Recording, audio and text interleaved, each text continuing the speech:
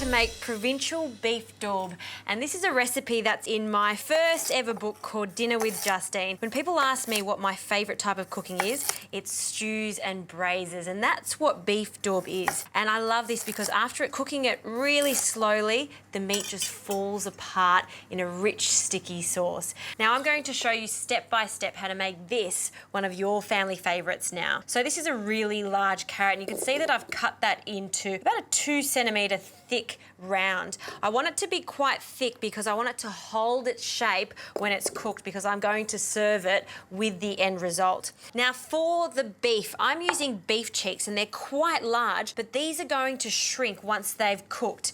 Beef cheeks are fantastic because you can see there's a lot of sinew here and a little bit of fat. This is going to keep them really moist. Into a bowl go the beef cheeks and the carrots, also some celery, and I've got 4 big cloves of garlic. You can just bruise them lightly if you like.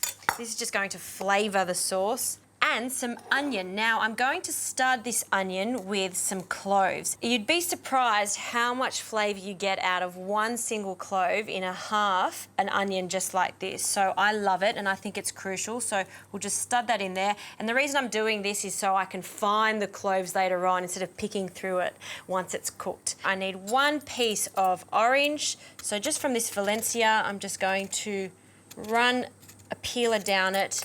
And that 1 long strip of orange is going to perfume this sauce. Now for a bouquet garni, which is just some bay leaves, a little bit of thyme and parsley. We'll just nestle that in there. And then we need to submerge this in some wine and port. 1 whole bottle of red wine, like a Shiraz or Cabernet Sauvignon is fantastic. And I've also added some port. What I've also done is reduce this a little bit just to cook off the alcohol. And this is going to give us a concentrated flavour. And now you want to cover this and pop it in the fridge.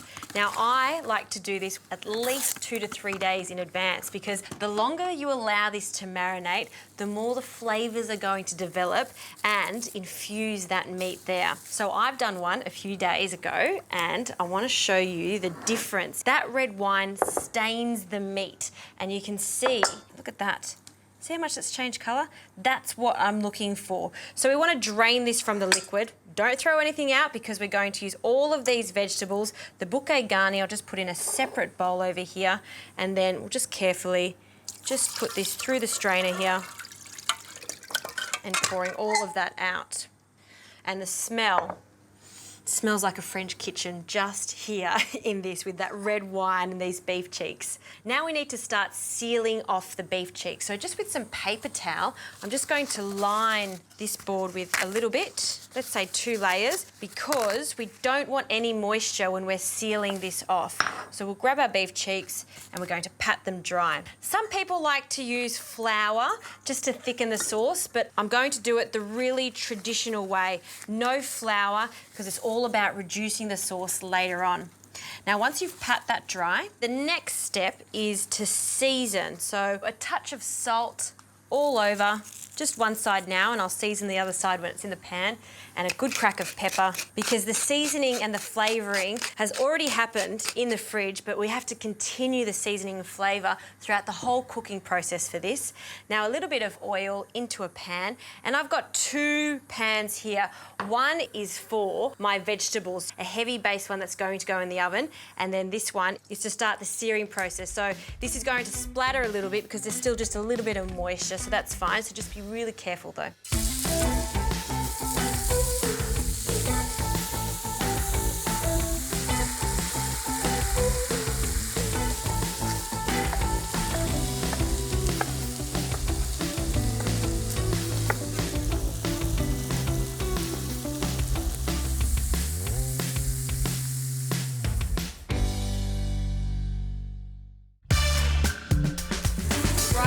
Good colour on the veggies and the speck, good colour on the meat.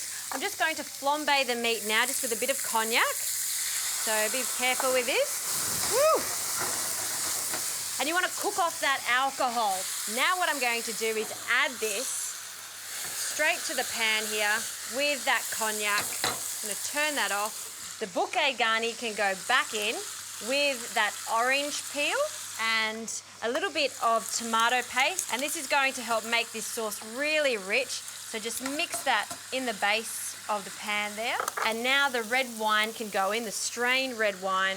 And you can see why I've chosen a heavy based pot just like this one, because there's so much liquid in here. I've also got some beef stock, so this is going to completely submerge the beef cheek. So gently cover it. Perfect. And now using a cartouche, so a cartouche is just a very fancy French word for a bit of round baking paper. And this is just going to protect the beef cheeks when they're cooking in the oven and just ensure they stay really moist. Now a lid goes on and this very large pot roaster can go straight in. This is going to cook for 1.5 hours to start with. Then I'm going to turn the beef cheeks and cook them for another 1.5 hours or until they're really soft.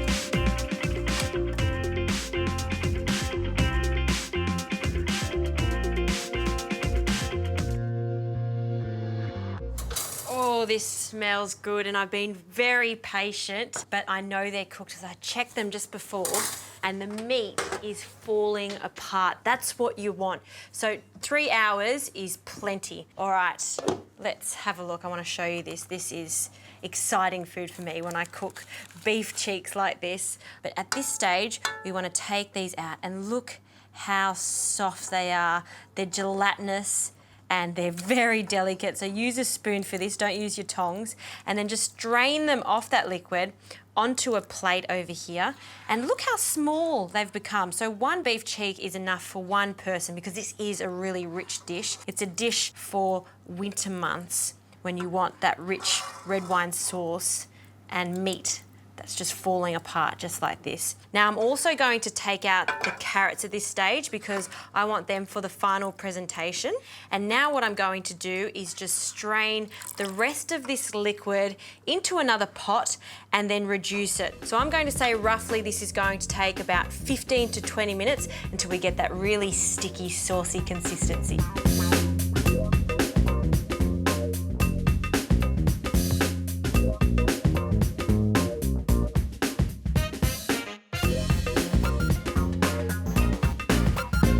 Sauce has reduced a lot and it's glossy and it's thick. This is how I want it.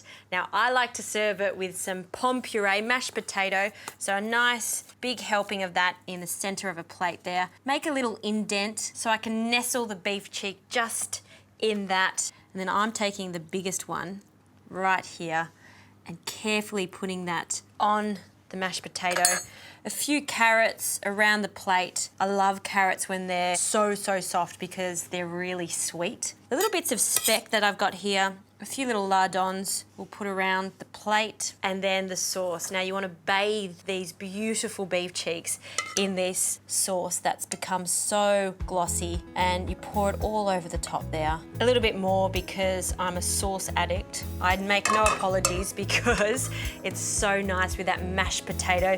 You can have a little bit of bread on the side too if you like. This is my Provençal beef daube with beef cheeks. This is one you must put in your repertoire in the wintertime.